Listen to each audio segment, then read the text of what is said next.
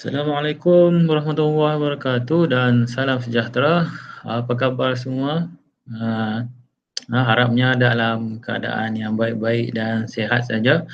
Alhamdulillah, hari ini saya akan menyampaikan taklimat untuk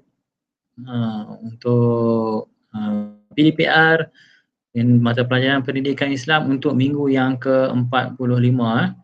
Ah, Okey, baik. Sepatutnya pada minggu ini ada 2 kali, sebentar eh.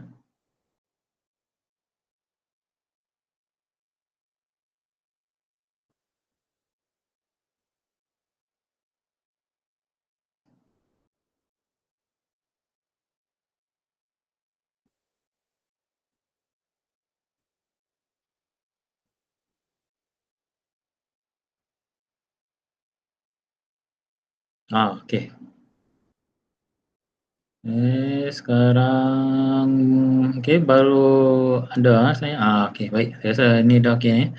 Okey, jadi sepatutnya pada minggu ini untuk mata pelajaran pendidikan Islam dia ada 2 kali iaitu pada 23 hari bulan 11 iaitu pada hari Isnin dan juga pada 25 hari bulan 11 iaitu pada hari Rabu. Ya. Jadi sepatutnya insya-Allah saya berharap tugasan yang pada minggu ke-44 tu para pelajar dah mula buatlah dengan bimbingan para penjaga.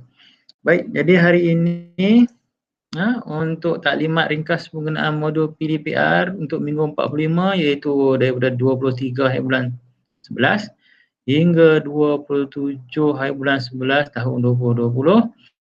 Saya minta kepada para penjaga dan juga para pelajar untuk merujuk modul cetakan yang telah patutnya semua dapatlah. Okey, untuk minggu 45 ni ada 3 tugasan di muka surat 10. Okey, kita pergi ke muka surat 10. 1, 2, 3, 4. Ni tugasan minggu yang 44 hari tu. Okey. Okey. PDPR minggu 45, 23 hari bulan 11, 2020 sehinggalah 27 hari bulan 11, 2020. Okey, tugasan yang pertama ialah jom solat panduan. 1. Lengkapkan jadual di bawah berdasarkan waktu anda mengerjakan solat pada hari ini. Boleh pilih pada mana-mana hari yang bersesuaianlah. Kalau tak dapat buat pada hari Isnin ni hari-hari lain pun ada. Jadi dalam minggu ini. Bagi mereka yang uzur, catatkan waktu masuknya solat-solat berkenaan pada hari ini. Okay, ada jadual ni, saya dah buat waktu ni. Subuh, Zuhur, Asar, Maghrib, Isyak. Tulis. Contohnya waktu subuh katalah hari ini dikerjakan pada 6.30 pagi. Tulislah dengan tangan dalam tu 6.30 pagi. Seorangan berjemaah ataupun uzur. Kalau berjemaah, tulis berjemaah. Kalau berseorangan, tulis berseorangan. Kalau pelajar perempuan yang mungkin uzur, tulislah uzur. Okey, setelah itu tugasan 2, penilaian kendiri berwuduk. Kalau yang di dalam modul tu salah tu, saya terlepas pandang. Saya tulis dalam itu pendirian kendiri berwuduk. Minta maaf tersilap. Jadi tajuk sepatutnya ialah penilaian kendiri berwuduk.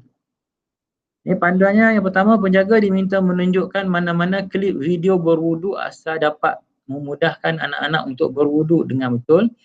Yang kedua, para penjaga diminta membimbing anak-anak untuk berwuduk. Yang ketiga, nilaikan kebolehan anak-anak untuk berwuduk dengan menjawab senarai semak di bawah. Dan yang keempat, tandakan pangkah pada yang berkenaan. Soalan yang pertama, nama pembimbing murid yang murid berwuduk. Tulis nama kat sini Soalan 2, hubungan pembimbing dengan murid. Ibu ke, ayah ke, datuk, nenek, kakak, abang, ataupun lain-lain dan sebagainya boleh tulis di bawah sini. Tarikh bimbingan dia buat, tulis saja tarikh bila bimbingan dia buat. Bila nak mula berwuduk ni, kita tengok. Bolehkah membaca bismillah sebelum mula berwuduk? Dapatkah dilakukan tanpa bimbingan? Dapat dilakukan dengan bimbingan ataupun tidak dapat dilakukan dengan bimbingan. Okey, kelima, membasuh pergelangan tangan sebanyak 3 kali. Yang keenam, berkumur dan membersihkan hidung sebanyak 3 kali. Yang ketujuh, membaca niat wuduk sebelum membasuh muka. Yang ke-8, membasuh muka sebanyak 3 kali. Yang ke-9, membasuh pergelangan tangan kanan dan kiri sehingga ke siku sebanyak 3 kali. Ke-10, menyapu air di kepala sebanyak 3 kali. Soalan ke-11, membasuh telinga kanan dan kiri sebanyak 3 kali. Soalan 12, membasuh kaki kanan dan kiri sehingga ke buku lali sebanyak 3 kali. Soalan ke-13, berwuduk secara tertib, iaitu mengikut aturan ataupun langkah yang betul. Soalan ke-14, menggunakan air secara berhikmah ketika berwuduk. Selesai tugasan yang kedua. Untuk minggu ini ada tugasan yang ketiga, iaitu berkaitan dengan surah Al-Fatihah. Panduannya, penjaga boleh menunjukkan mana-mana klip video yang boleh menunjukkan bacaan surah Al-Fatihah dan tafsirnya. Para penjaga diminta membimbing anak-anak untuk membaca surah Al-Fatihah. Bila dah lancar ataupun tak lancar tu, cuba jawab soalan berikut. Soalan yang pertama, nyatakan kedudukan muka surat surah Al-Fatihah di dalam Al-Quran. Muka surat pertama ke? Muka surat kedua ke? Soalan kedua, kira jumlah ayat yang terdapat di dalam surah Al-Fatihah. Adakah 5 ayat ataupun 7 ayat? Soalan yang ketiga, apakah ayat di ruang kosong ni? Bismillahirrahmanirrahim. Apa tempat kosong ni? Kemudian Ar-Rahmanirrahim. Pilihan jawapan dia ada ni. Adakah Alhamdulillahirrabbilalamin? Adakah Maliki Yaumiddin? Soalan yang keempat, apakah ayat di ruang kosong? Ar-Rahmanirrahim. Tempat kosong. Lepas tu, Iyyaka na'budu wa iyyaka nasta'in. Adakah ia Maliki Yaumiddin ataupun adakah ia Alhamdulillahirrabbilalamin? Soalan yang kelima, manakah antara berikut merupakan ayat ke-6 surah Al-Fatihah? Adakah Iyyaka na'budu wa iyyaka nasta'in ataupun Ihdinas siratal mustaqim? Soalan yang ke-6, ini ada tafsir sikit. Apakah maksud ayat Alhamdulillahirrabbilalamin? Adakah ia bermaksud dengan nama Allah yang Maha Pemurah lagi Maha Mengasihani? Segala puji bagi Allah Tuhan sekalian alam. Saya tertinggal ni kat sini ni. Boleh buat macam ni sikit. 40.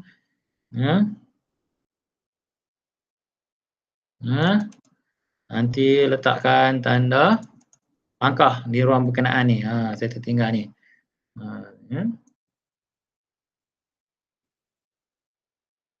Soalan yang ketujuh. Apakah maksud ayat Maliki Yaumiddin? Adakah yang Maha Pemurah lagi Maha Mengasihani? Ataupun B, yang menguasai hari kiamat? Tandakan pangkah pada yang berkenaan. Soalan yang ke-8, apakah maksud ayat Iyyaka na'budu wa iyyaka nasta'in?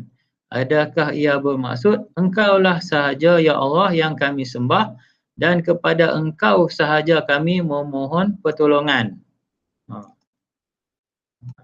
Buat. Ni boleh tanda pangkah dalam jawapan yang betul atau tak.